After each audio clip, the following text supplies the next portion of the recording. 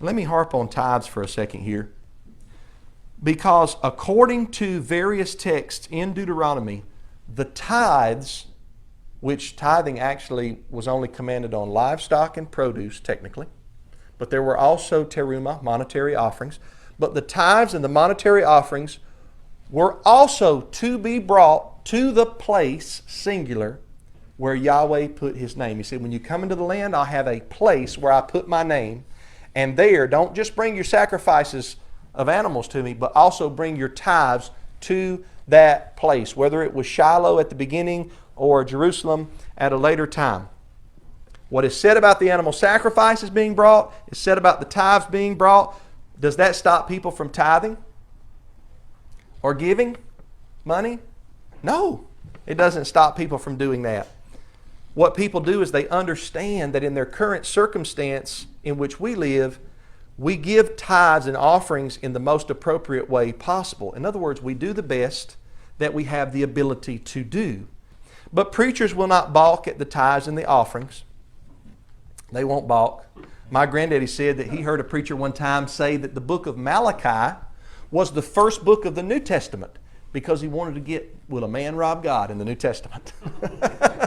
I said, Granddaddy, he really taught that. He said, yes, sir, he taught that, grandson. I said, wow, I'd never heard that before. I've heard a lot of tithe messages growing up. We even sang songs as people marched around. People rob God when they don't give tithes and offerings. And we don't take up an offering in the assembly here. I believe in giving offerings. I believe that we can even tithe like Abraham did or like Jacob did in the book of Genesis. It's not to Levites, but there's a sense that we can devote 10%, and that's fine. I'm not saying it's necessarily a commandment, but I think that we can do that, and there doesn't have to be a Levite. We can still give to righteous ministries or righteous ministers, and tithes in the Bible didn't just go to the ministers. They went to the widows and the poor and the orphans. And you don't have to give your tithe to a minister to let him give to the widows. You can take some of your tithe yourself and give it to the widows. And it also went, guess what? To you.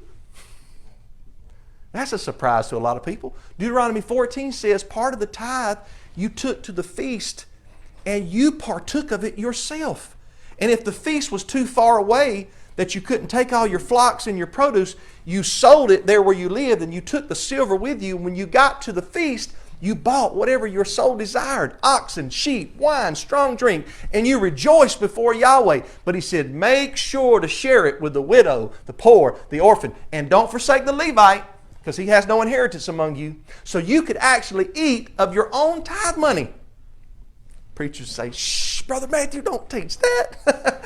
Don't teach that, Brother Matthew. But this is what the Scriptures teach. One brother asked me one time, he visited on our Pentecost celebration, and he asked me about tithes. Because I had told him a day before that I wasn't his average Christian preacher. I don't have a problem with the word Christian. It means follower of Christ. But I told him I wasn't an average Christian preacher. Well, the next day he asked me about tithes, and when I answered him, I got through and he said, well, you really ain't an average Christian preacher, are you? Because I'm not up here wanting you to pad my pocket, right? Now, it's okay. Listen, there is nothing wrong with giving tithe or offering to a minister. There is a book called the Didache. Now, it is not Scripture, but it is a manual of Christian discipline for early Gentile Christians. And in that book that goes back maybe late 1st century, early 2nd century, it talks about how that in absence of a Levite, you give your first fruit offering to a prophet or a holy man.